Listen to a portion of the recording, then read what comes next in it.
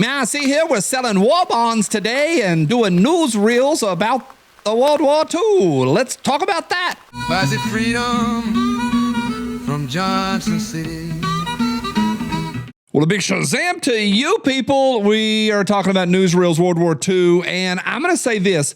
I went down a rabbit hole on this, and it was, I'm going to say, the most boring and also spine-chilling at the same time. So let me throw it out there for you. It's not a big hoopla. We're talking about mass communicating. We're mass communicating. Oh, yes. That's a powerful new force. Shake a leg, Junior. Thank God your mommy died giving birth. Should have seen you, should have died of shame. Today's propaganda is brought to you by TAC-PAC.com. Every month they bring awesomeness to your door. I haven't seen what's in it, but I can tell you this. The November Plus box, that's the bigger one. There's a regular one and a Plus.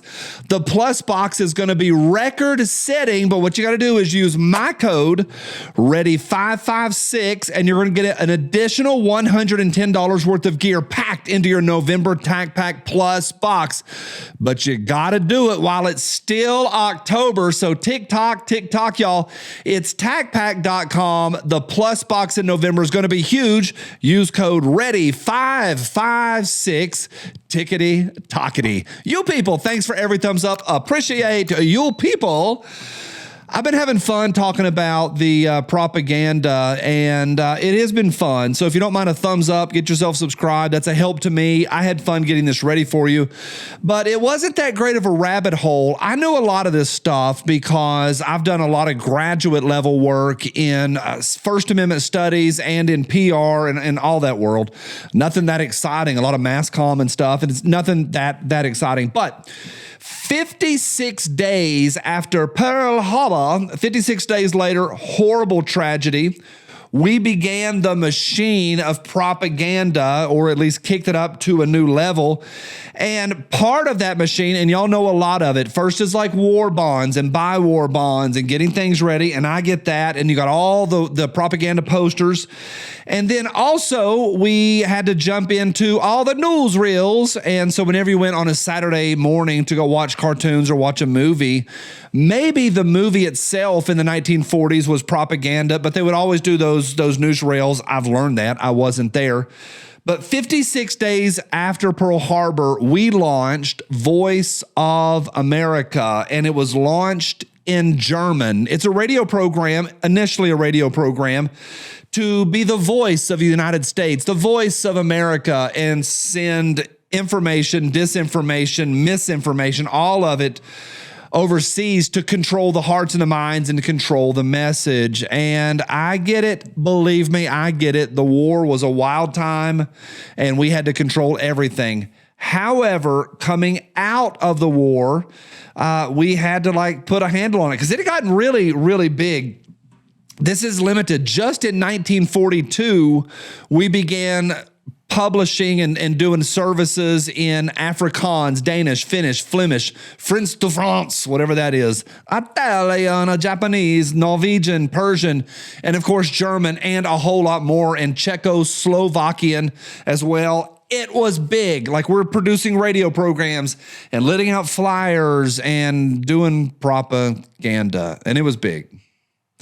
In 1948, after everything settled down, there was a congressional act called H.R. 3343, and it's the Smith-Mundt Act, and it's really, really simple.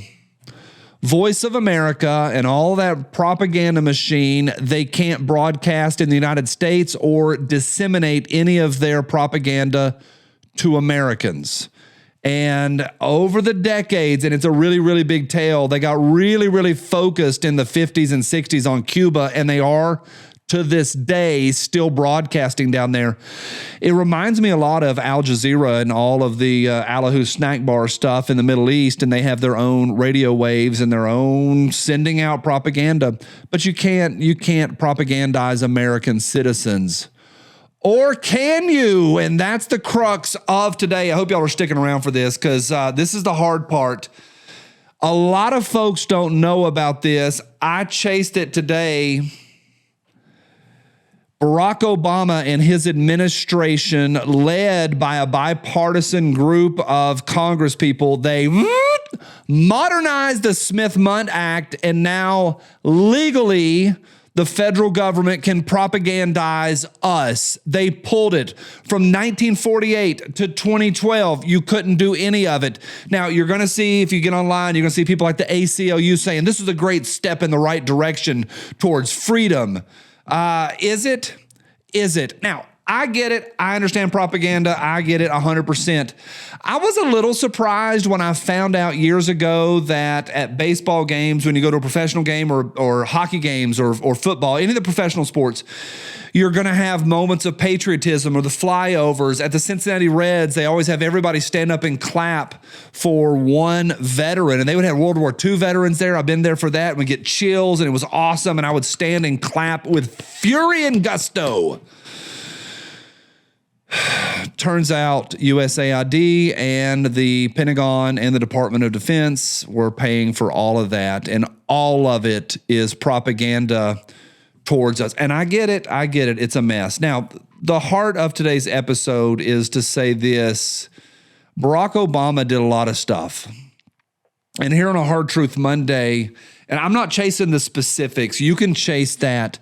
All of the buzzwords that we're dealing with today, the things that we see in the streets and the blue hairs that they scream about and chant about on TikTok, all of that began between 2012 and 2016. You can chase all of that. But in the heart and right smack in the middle of it was the modernization and the repeal in many ways of the Smith-Mundt Act. Propaganda's back on the menu against United States citizens. I'll see y'all tomorrow on Tinfoil Tuesday. Let me know down below what you think about all of that. We're mass communicating, y'all. Was it freedom from Johnson City? Was it freedom from Johnson City? Was it freedom from Johnson? This gun fits my hand better than this one does. We're mass communicating.